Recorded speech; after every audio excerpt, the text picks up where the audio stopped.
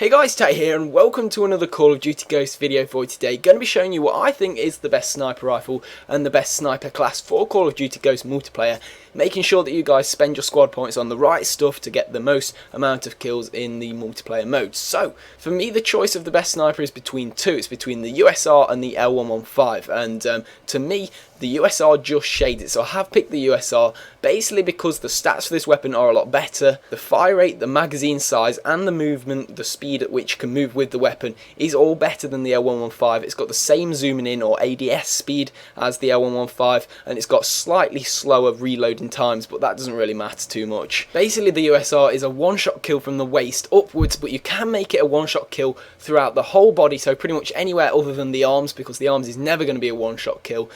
If you add the attachment, which is called chrome lined, which is in the barrel section of the attachments, you add that on and basically it's a one-shot kill throughout the whole of the body other than the arms. You get absolute power there, lethality if that's even a word. You get it all right there, one-shot kill throughout the whole of the body. You can't ask for anything more than that. Other than that, the fire rate is something that attracted me to this weapon. It's at 51 RPM, which is pretty decent for a sniper. It means you're not going to be waiting around too long in between those shots to get the next bullet off.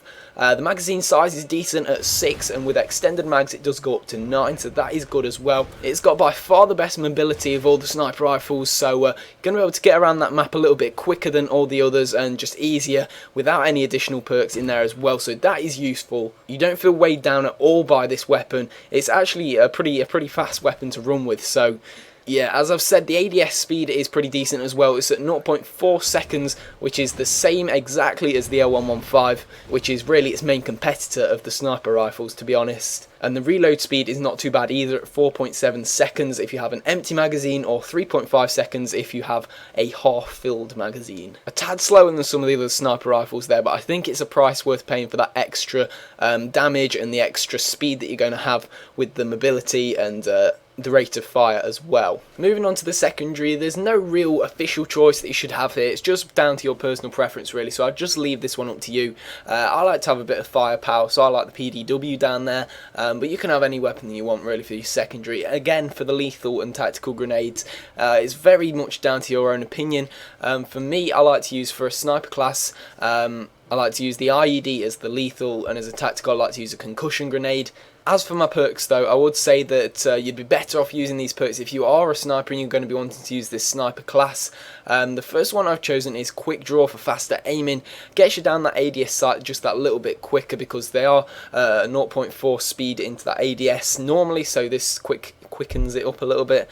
So the second one that I've chosen is Off the Grid. Basically, I use this for a lot of my classes. It just makes you undetectable from the SATCOMs. Keeps you off that radar because the SATCOMs, especially as I said in my previous video, at the start of the game is going to be a lot of SATCOMs because they are one of the default strike package kill streaks, and people tend to get them a lot, so get your red dot off the map by using that stealthy perk.